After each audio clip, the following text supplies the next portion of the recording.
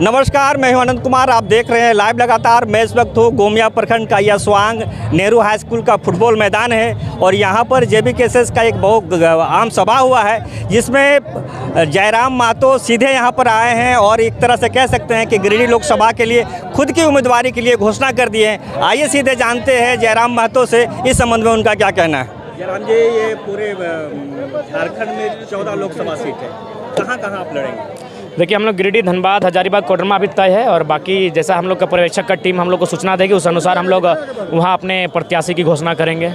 चूँकि हम लोग थोड़ा सा लिमिटेड सीटों पर ही लड़ेंगे, पहला चुनाव है, प्लस हमारे पास संगठनिक ढांचा, युवाओं का आक्रोश भले है, जोश भले है, लेकिन सिस्टमेटिक ढांचा अभी तक तैयार उतना बेहतर नहीं हुआ है। लेकिन फिर भी हमें उम्मीद है अपने जोश के सहारे और अपने आक्रोश के सहारे हम लोग कहीं ना कहीं बेहतर रिजल्ट में आएंगे और युवाओं के सहयोग और माताओं का आशीर्वाद और बुजुर्गों का सहयोग, तो हमें रिजल्ट बेहतर होगा। लेकिन फिलहाल हम लोग लिमिटेड सीटों पर ही लड़ेंगे। गिरिडीह लोकसभा कौन लड़ेंगे? गिरिडीह लोकसभा से उम्मीद है कि हमारा स्वयं ही हमारी दावेदारी प्रस्तुत की जाएगी गिरिडीह लोकसभा में और हम स्वयं गिरिडीह लोकसभा से लड़ते हुए नजर आएंगे। इसके अलावा कहाँ से? धनबाद से लड़ेंगे, हजारीबाग से लड़ेंगे, कोडरमा से लड़ेंगे। ये पूरे जो कैंडिडेट होंगे, आपका जैसा हमेशा बयान आते रहा है कि शिक्षित लोगों को देना चाहिए। हाँ, तो क्या आपका सभी पढ़े लिखे लोग? हाँ, मैंने जो हमारी जो क्वालिफिकेशन होगी वो कम से कम मिनिमम ग्रेजुएशन लेवल की होगी। एक दो अपवाद हो सकते हैं, लेकिन हमारा जो 90% 95% जो हमारे कैंडिडेट घोषित किए जाएंगे वो कम से कम बैचलर डिग्री के छात्र होंगे। विधानसभा में भी यही? हाँ, विधानसभा में हमारा यही क्राइटेरिया फॉलो किया जाएगा। वहाँ भी कम से कम बैचलर डिग्री उनके पास होनी चाहिए। झारखंड में अभी पूर्व मुख्यमंत्री कही या मुख्यमंत्री हेमंत सोरेन की गिरफ्तारी हुई है। पूरे आदिवासी समाज बहुत दुखी है। 42 सोरेन की गिरफ्तारी हुई है। पूरे आदिवासी समाज बहुत दुखी है। 42% आदिवासी नाराज हैं मुख्यमंत्री के गिरफ्तार होने पर। देखिए, नाराज़गी स्वाभाविक है, लेकिन मेरा मानना है इसके लिए, हालांकि अगर पहला पक्ष रखा जाए तो ये कहीं ना कहीं केंद्र जो एजेंसियां हैं जैसे कि ईडी है, सीबीआई है, ये ऑटोनोमस बॉडी होती है और ऑटोनोमस बॉडी यानी कहीं ना कहीं वो स्वतंत्र कार्य करती है। तो मेरे अनुमान से और मेरे विवेक से ये चीज़ें सामने आ रही है कि भारतीय जनता पार्टी चाहती है कि वो 50 साल राज करे, इसलिए वो मैंने विपक्ष को ही समाप्त करना चाहती है, जो कि लोकतंत्र के हिसाब से उचित नहीं है। ठीक है, ईडी का सम्मान होना चाहिए, अगर कोई गलत है, दोषी है तो ईडी उनके पास जाए, लेकिन इसका मतलब ये नहीं कि आप बायस्ड होकर सिर्फ विपक्ष को ही खोज कर ईडी को भेजेंगे। आप अगर सच में ईडी को अगर लोकतांत्रिक मर्यादाओं का अनुपालन करके ईडी अगर काम कर रही है तो 2-4 बीजेपी के भी विधायक सांसद रडार में आने चाहिए, क्योंकि झारखंड में सबसे ज़्यादा टाइम पर बीजेपी की सरकार रही है। देश में भी सबसे बड़ा संकट क्या लगता है, क्या लोकतंत्र खतरे में है? देखिए, जिस प्रकार की परिस्थितियाँ उत्पन्न हो रही है, मुझे लगता है कहीं ना कहीं एक जो लोकतंत्र का सही चेन होना चाहिए वो तो नहीं दिख रहा है।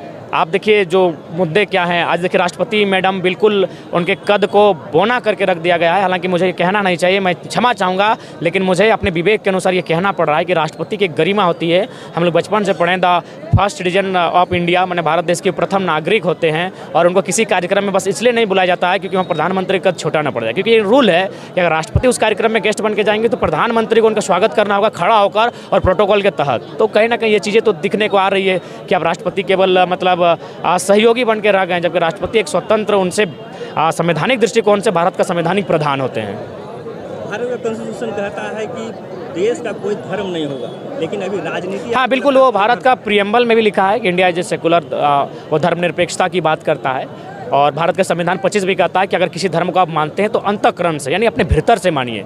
लेकिन हमारे नेता जो हैं अपने संवैधानिक पदों में रह के डायरेक्ट इन्वॉल्व हो जाते हैं। ठीक है, वो इंटरनली सहयोग कर सकते हैं, इंटरनली कोऑपरेट कर सकते हैं, सबका अपना अपना आस्था है, तो सही बात है। लेकिन अंततः उसे भारत की जो ढांचा है, भारत के जो प्रियम्बल है, जो भारत का लोकतंत्र का आधार है, उसके अनुसार चलना चाहिए। देश में सबसे पहले क्या लोकतंत्र को बचाना जरूरी है? उसके लिए क्या ये केंद्र सरकार जो है बैठी, उसके विपक्ष में जिस तरह से इंडिया अलायंस बना था, तो ये देखिए, इंडिया अलायंस के पास भी चेहरा नहीं है अभी। ठीक है, मैं भले नीतीश कुमार जी पलटू राम जाने जाते हैं, लेकिन मेरा मानना है तो देश के उम्मीद भी जुड़ता है। क्योंकि देखिए, राहुल गांधी नो डाउट पढ़े लिखे होंगे, लेकिन हैं तो परिवार का अंग, है तो उसी महाराजा परिवार से। इन्होंने ना दुख देखा है, ना तकलीफ देखा है, ना झारखंड या फिर भारत देश की दर्द को देखा है। ये तो हमेशा राजशाही परिवार का अंग रहे हैं। तो इसलिए मेरा मानना है इंडिया जो गठबंधन है, अगर एनडीए अगर सरकार बनाती है तो उसमें इंडिया गठबंधन भी दोषी है। उनके पास मजबूत विपक्ष नहीं है और उनके पास मजबूत चेहरे नहीं है और ना उनके पास मजबूत स्ट्रेटजी और प्लानिंग मेकर है। तो आपके पास क्या है? संविधान? देखिए, हमारे पास, देखिए, हम लोग तो एक आवाज़ हैं, क्योंकि हम लोग जिस लड़ाई को लड़ रहे हैं, एक स्थानीयता की लड़ाई है, राज्य की लड़ाई है।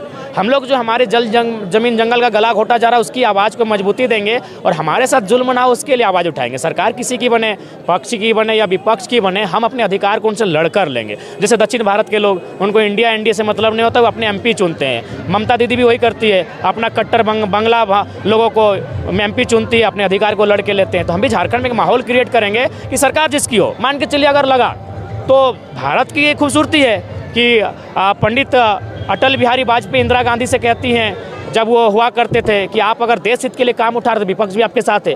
तो ऐसा अगर हमें लगेगा कि देश हितार्थ का बात है, अगर देश की सुरक्षा का बात है तो हम लोग समर्थन देंगे। लेकिन फिर लगेगा कि आप अडानी जी के लिए हंसदेव को उजाड़ेंगे तो समर्थन वापस लेंगे। कहने का मतलब है सरकार को समर्थन देना और वापस लेना वो देश की स्थिति के अनुसार होगा। हम लोग देश के शत्रु नहीं हैं। अगर हम निर्दलीय भी चुन के जाते हैं लेकिन किसी गंभीर मुद्दे में से, गंभीर मुद्दा देश की इंटरनल सिक्योरिटी, गंभीर मुद्दा देश में आतंकवाद की समस्या, गंभीर मुद्दा देश में देश का जो इकोनॉमिक बेस, अगर उन सब मुद्दों पर अगर लगे कि हमें समर्थन देना चाहिए तो उस बिल के लिए हम लोग समर्थन देंगे। तो हम लोग बायस्ड होकर नहीं, हम लोग राज्य में बदलाव लाने के लिए और देश के हितार्थ के लिए हम लोग सदन में जाएंगे। अगर लगेगा कि नहीं सरकार गलत कर रही है, हंसदेव जैसे जंगल को उजाड़ रही है, हम समर्थन वापस ले लेंगे। चाहे कोई है, हम ये नहीं कह रहे कि कोई गठबंधन हो, कोई भी सरकार अगर बन के वहाँ जाती है और अगर हम लोग निर्दलीय भी चुन के जाते हैं तो हम लोग अपने रायशुमारी के अनुसार समर्थन देने का और समर्थन वापस लेने का कार्य करेंगे। गिरिडीह लोकसभा पर अभी आरोप लगा है कि आपको ऑस्ट्रेलिया में चंद्रप्रकाश चौधरी का कपड़ा मिल है, कहाँ तक? देखिए ये अंदर से ही सूचना आ रही है और आप भी जानते हैं कि इससे आप अस्वीकार नहीं कर सकते हैं। इनके पास क्या धनराशि है, क्या संपत्तियां हैं, बाकायदा हम लोग जब चुनाव के नज़दीक आएंगे तो आरटीआई के माध्यम से उन चीज़ों को एकत्रित कर लेंगे और फिर हम लोग रिप्रेजेंट करेंगे। धन्यवाद।